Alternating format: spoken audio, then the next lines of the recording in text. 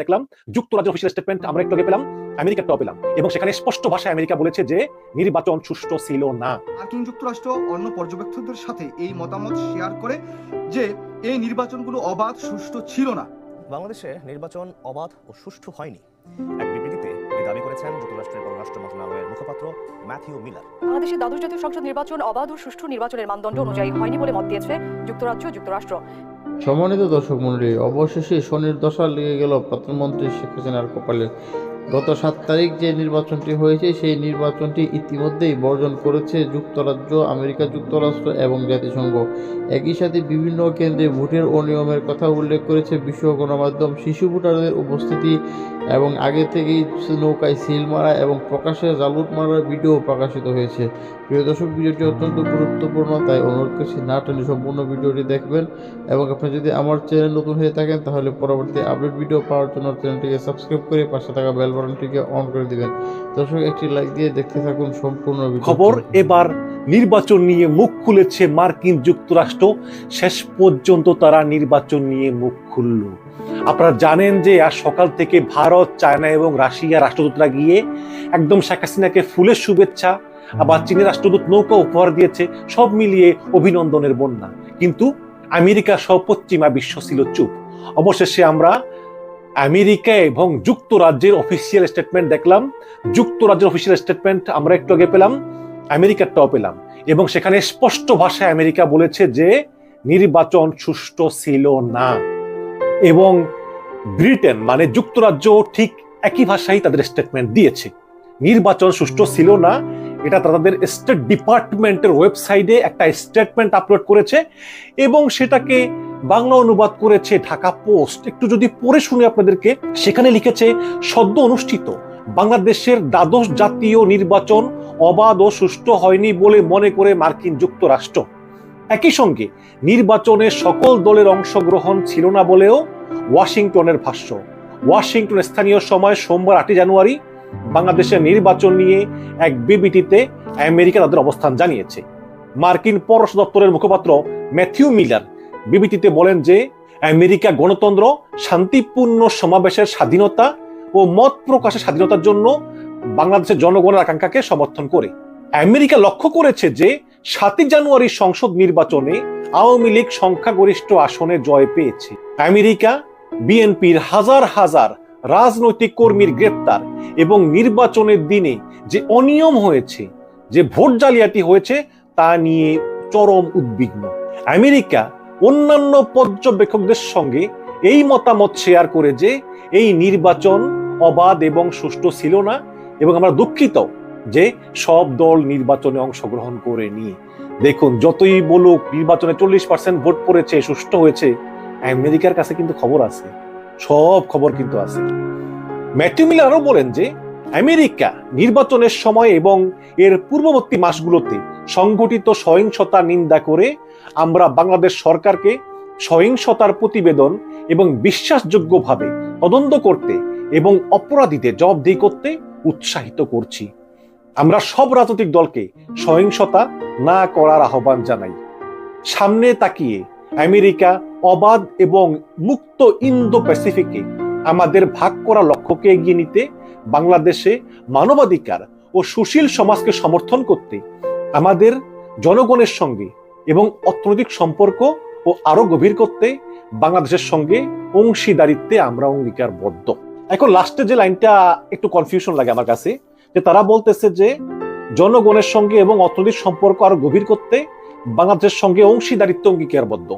ভালো কথা, আপনারা বাংলাদেশের সঙ্গে অংশীদারিত্ব অঙ্গীকারবদ্ধ, কিন্তু যেই হাসিনা চীনের মতো একটা দেশের সমর্থন নিচ্ছে, যেই চীন আমেরিকার শত্রু, যেই হাসিনা জনগণের ভোট কুক্ষিগত করেছে, যেই হাসিনা যার পর নাই জুলুম, নির্যাতন, অন্যায়, হেন কোনো অপকর্ম কাজ নাই হাসিনা করতেছে ক্ষমতায় টিকে রাখার জন্য, সেই হাসিনার সঙ্গে আপনারা একসঙ্গে কাজ করবেন কিভাবে অঙ্গীকারবদ্ধ হয়ে? হ্যাঁ, বাংলাদেশ এজ এ রাষ্ট্র আপনারা কাজ করতে পারেন, মানে হয়তো বা তারা সেটাই লিখেছে। তো দর্শক, আমেরিকা তাদের অবস্থান পরিবর্তন করেনি।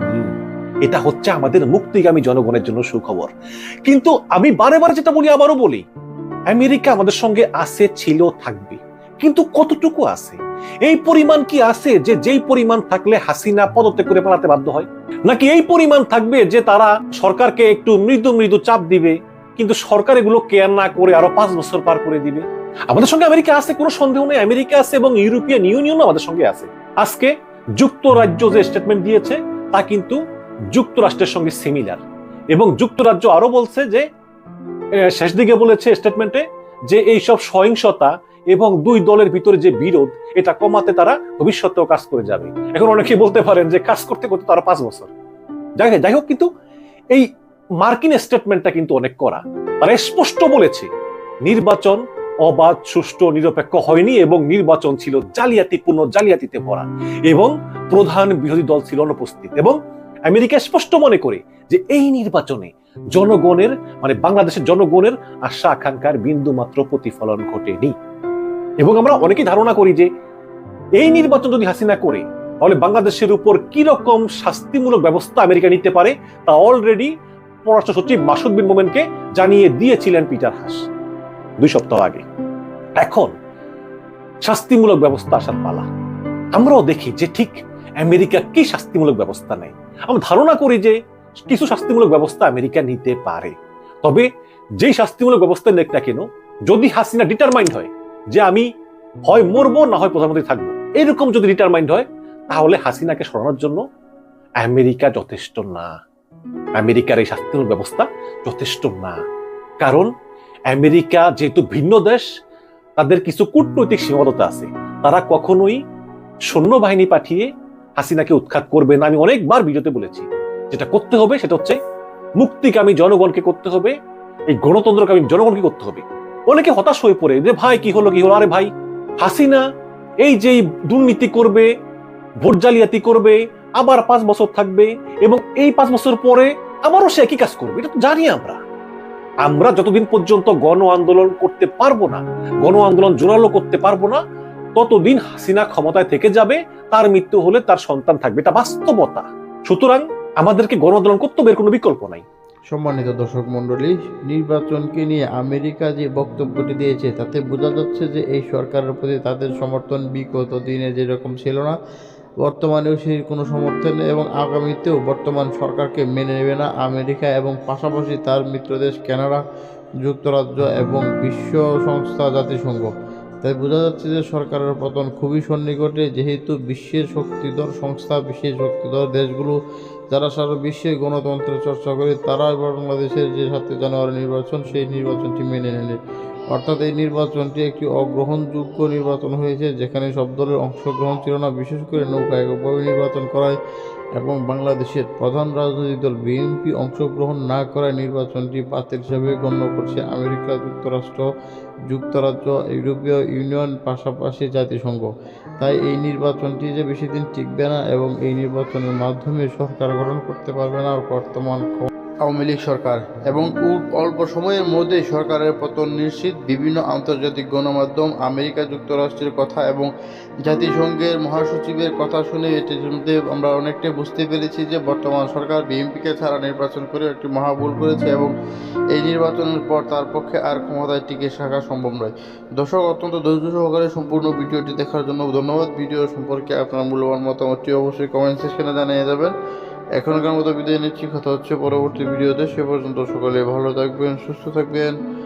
আল্লাহ হাফেজ।